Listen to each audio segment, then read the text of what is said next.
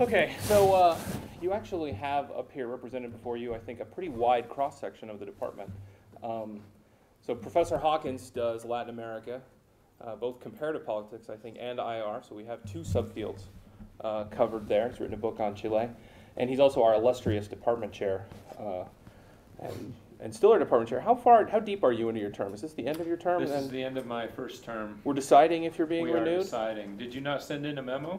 I sent in a long memo with all sorts of things in it, but nothing has happened that I'm aware of. Anyway, he is our department chair, and he'll be talking. Me too. Quinn. I sent my memo in. Oh, good. Quinn Monson is the master of all things survey and public opinion, and teaches a course which I expect many of you, if you're interested in being a research assistant, might want to consider taking the exit poll class, which you're doing that this fall. Political Science right? 317, Public Opinion and Voting Behavior. Yeah. I'll talk a little bit about it in that. Mm-hmm. And they represent a couple of different, I suppose, centers within the department, since Quinn is I think I'm getting his title right, the Associate Director of CSED, or the Center for the Study of Elections and Democracy. And Darren, I don't know what your title is with Plaid. Do you have a title, or are you just associated? Dan's go-to guy. Dan's go-to guy? Okay, that's an interesting title. But Plaid does, you guys are actually up on the BYU, you're the picture on the website right now, I believe, students who are studying foreign direct investment. So I'm going to turn it over to them, first Quinn Monson and then Professor Hawkins.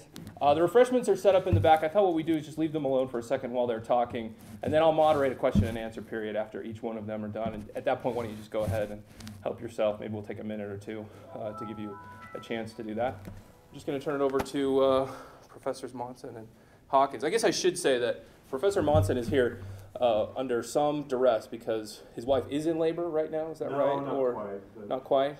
She's imminent. So the baby's due on April 1st, and I filled out my census form, which is due on April 1st.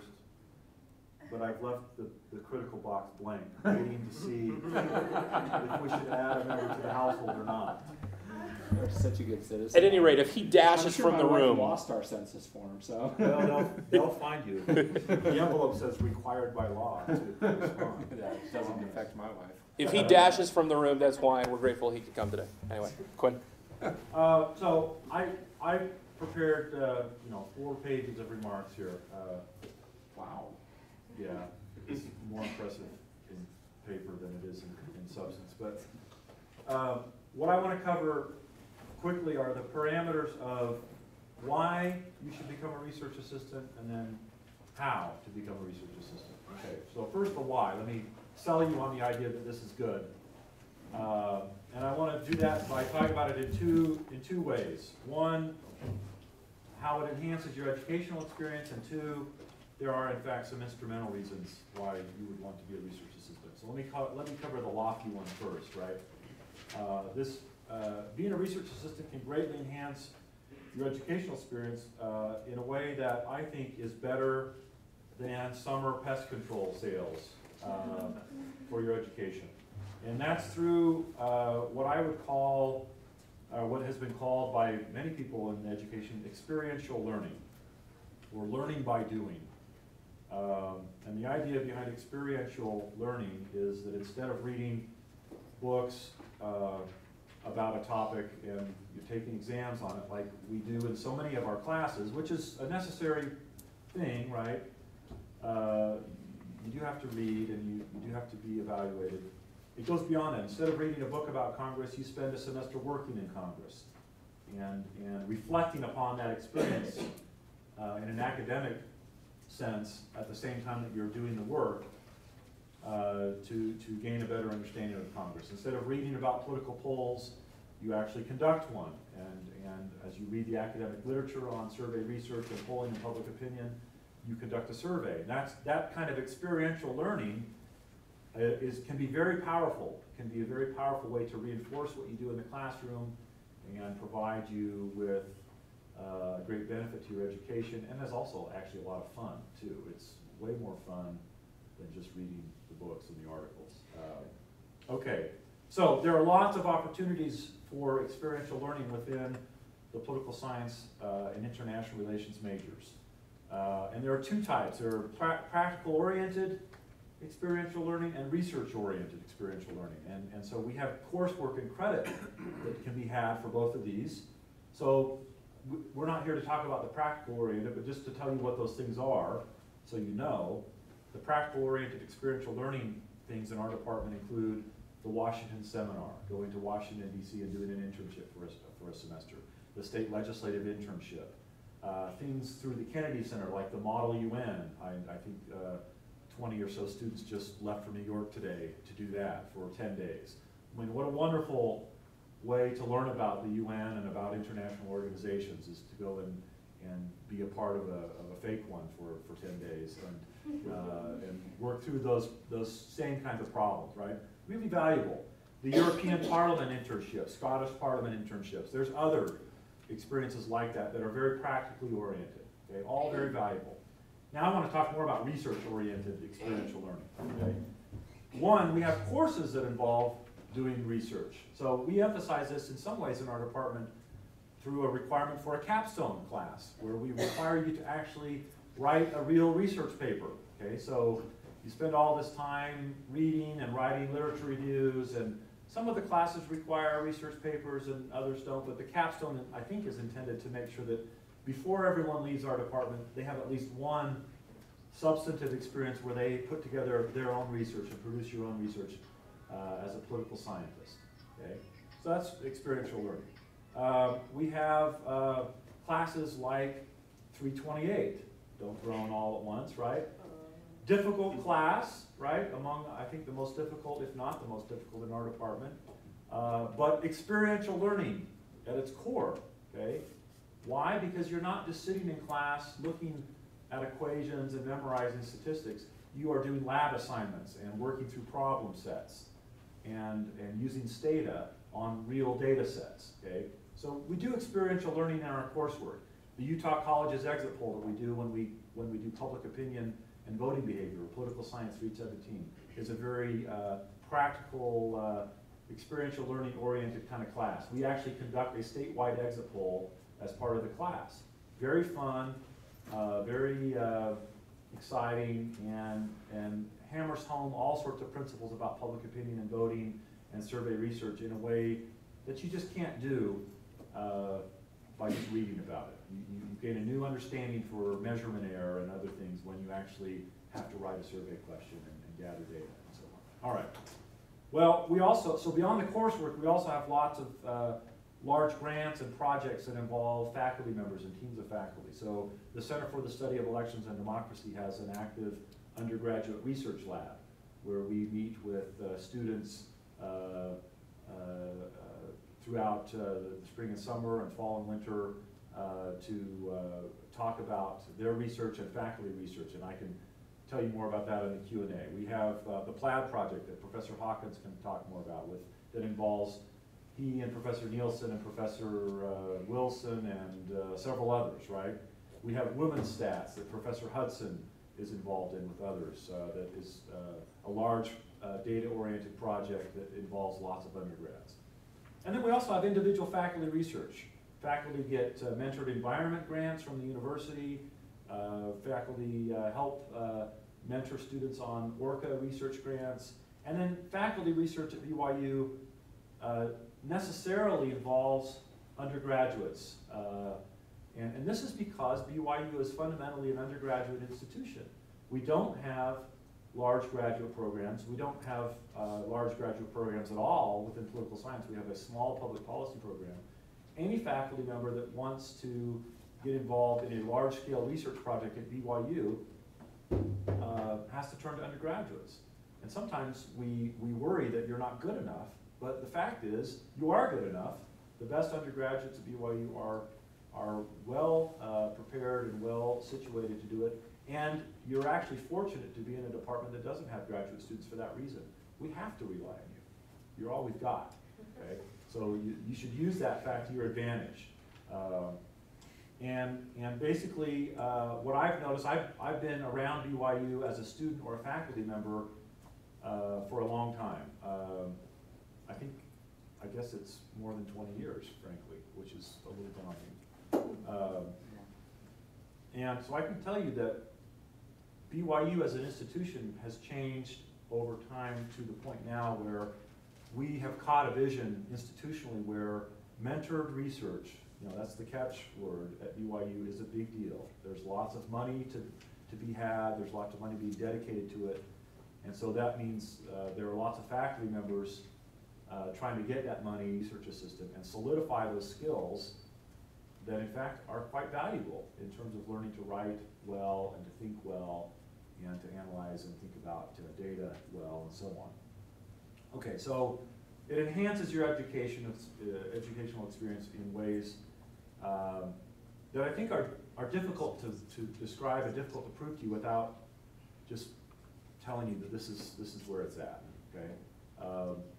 Now, instrumentally, why would you want to do this? So even if you're dubious about enhancing your education through research with a faculty member, there are other good reasons to get involved. I want to illustrate this by reading you 2 letters of recommendation that I've written over the years. Okay, I've changed the names and fuzzed the details a little to protect the innocent. Okay. Example number 1, you'll figure it out. It is my pleasure to write a letter of recommendation for George. During the fall semester, George was enrolled in my American Government and Politics class. This class is a comprehensive introduction to American government, institutions, and politics. The class is large, and I've had a limited opportunity to interact with George in person. However, I do have several assignments and exams to refer to, and it is worth noting that even in a class of nearly 300 students, George has made a favorable impression on me. Based on the quality of his work and my interactions with him in and out of class, I can recommend George for employment with your organization. George's performance in my class was strong. The class is not an easy one, blah, blah, blah. I've carefully read through both of George's writing assignments for my class. Each is a 3 to 4 page paper on a specific topic in American politics. George has good writing skills and can produce a coherent and engaging prose. He's capable of drafting a clearly and cleanly written memorandum or letter to a constituent. And George is personable, blah, blah, blah. Okay. Letter number 2. See if you can perceive the difference. This is, by the way, not even a letter I wrote. This is just an email I wrote one day. Dear whoever, okay, I'm writing to introduce you to Fred, a student of mine who is graduating this month from Brigham Young University. Fred is seeking employment in campaign consulting, and I asked if I could assist him by sending his resume to a few friends and acquaintances in the hope that it will spark some interest in interviewing him for possible employment or to generate other possible ideas where he might apply for work. My understanding is that this is the season when serious U.S. House and Senate campaigns begin to get rolling, so I hope that if you are looking to add to your staff or if you know of a good opportunity, you will pass it along to me so that I can let Fred know. Fred has been an ideal student and employee along many different dimensions.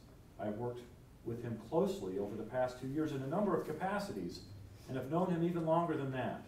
To begin with, he is very bright. He received top marks in both classes he took from me. With his academic record and intelligence, he could easily be admitted to a top 5 PhD program in political science, and he would do very well. While he has a real talent for academic work, his real passion lies with campaigns and campaign consulting. He has great political instincts and has been involved in several political campaigns in the past. And this is the good paragraph here. Let me give you a sense of the breadth and depth of his skills.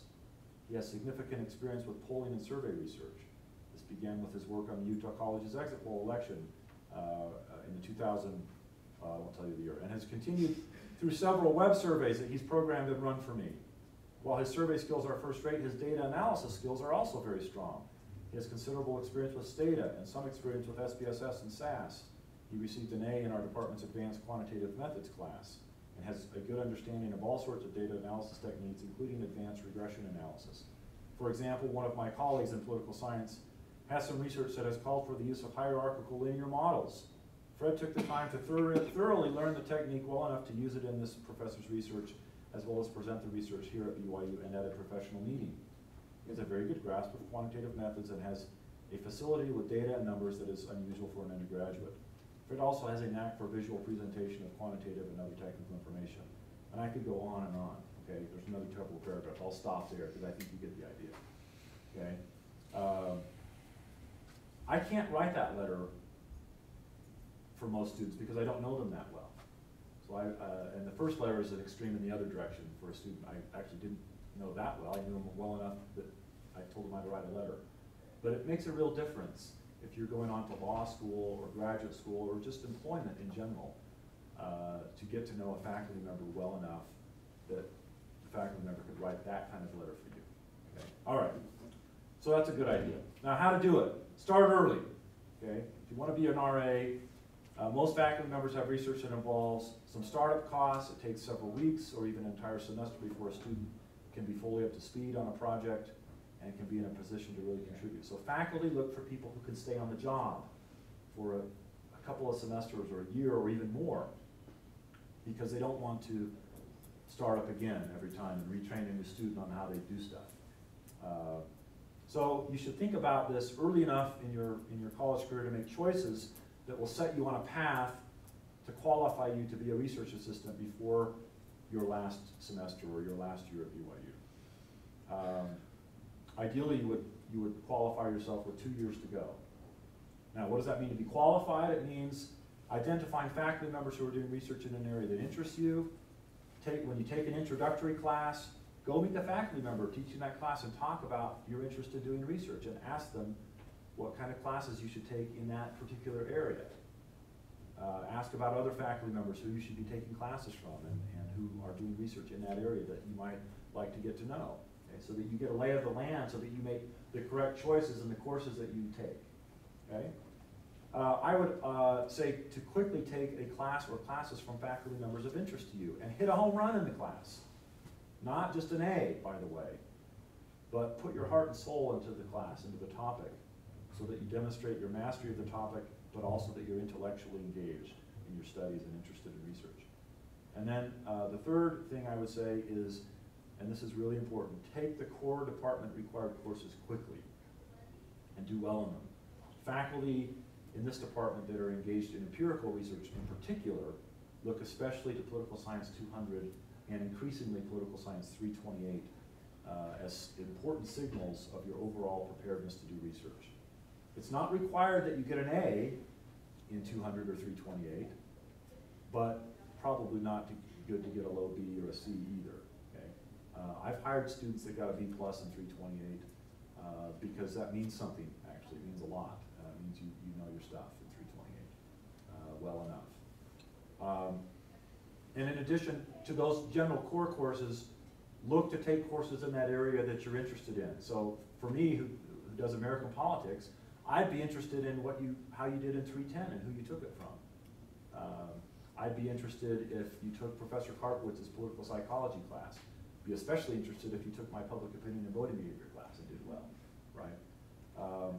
Once you've taken those courses and done well, it's actually very likely that you'll be approached by a faculty member and asked if you're interested in getting involved in research, okay?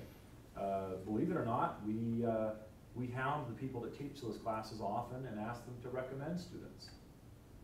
So getting an A in 328, they may very well mean that you get approached by somebody and asked if you're interested. If you do well but you don't get approached, don't be afraid to go seeking stuff out, okay? I have hired people that have come basically cold calling to my door after interviewing them and finding out more about their experience and their interest level and making some suggestions on courses they could take just immediately in the next semester to make sure they're prepared for research. So I'll stop there. How and why? All right, thank you very much, Darren.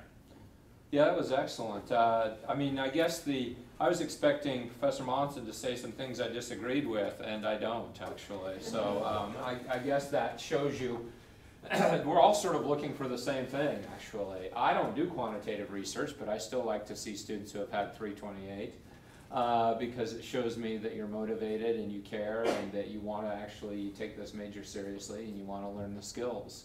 I mean, I do some quantitative research, and I would do more if I had the right student. I would add to the list of skills language. That's one thing that he didn't mention. I would add. I do a lot of Spanish language work, and I'm always looking for sharp students who speak Spanish. There are others in the department who like the language skills. That is one type of skill. So in addition to the quantitative skills and the other kinds of skills Professor Monson mentioned, language skills certainly matter for us. You may wish to volunteer. That's an old trick for getting into various places. And you might have to say, look, I don't even care if I get paid for a while. Let me just try and do something, and then do it.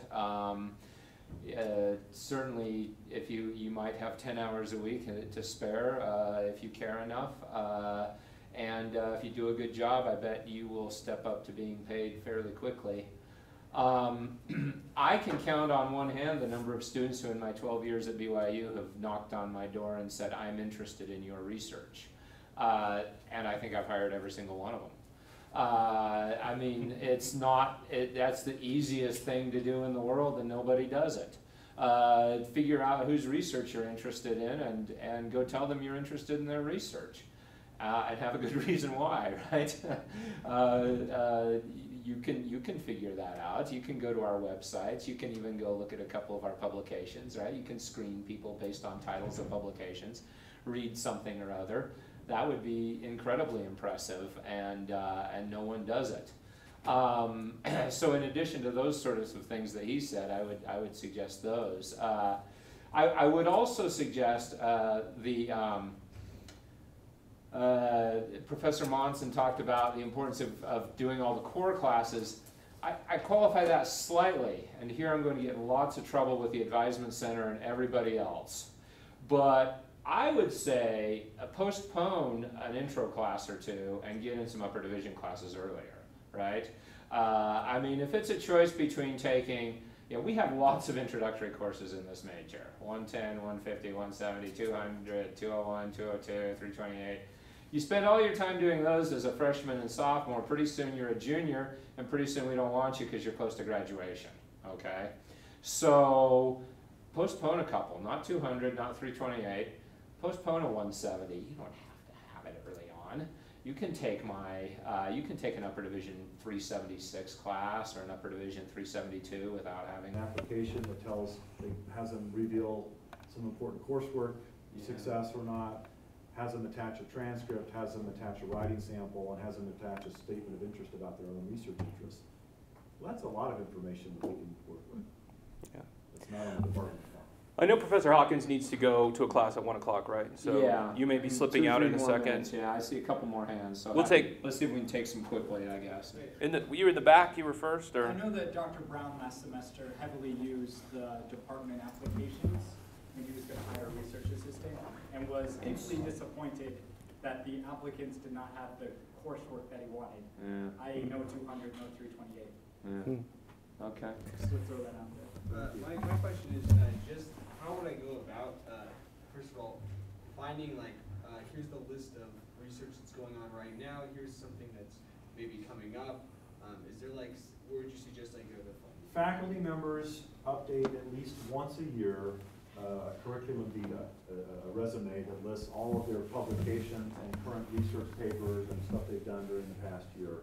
Those are posted on websites, on BYU's website. So if you search through the college and find a faculty member, usually there's a link to a PDF file of their vita. So one way to investigate a faculty member these vitas can get pretty long and list, paper titles and so on. Just go look at that and read through that. That'll give you a pretty good idea about what they're doing. And if you found a title that you were really interested in, you could either look up the actual publication and read more about it, or email the faculty member and say, I saw that you wrote this conference paper, can I have a copy? They email back and send you something. And that, you spend an hour or two looking through vitas and identifying people that are interesting, and you'd be plenty well informed probably. Other questions? Yes? This is kind of specific, but I was interested in getting hired on the PLAD project last semester, but my friend told me that they lost the funding, or they might have lost it, and so I was wondering, is that still the case?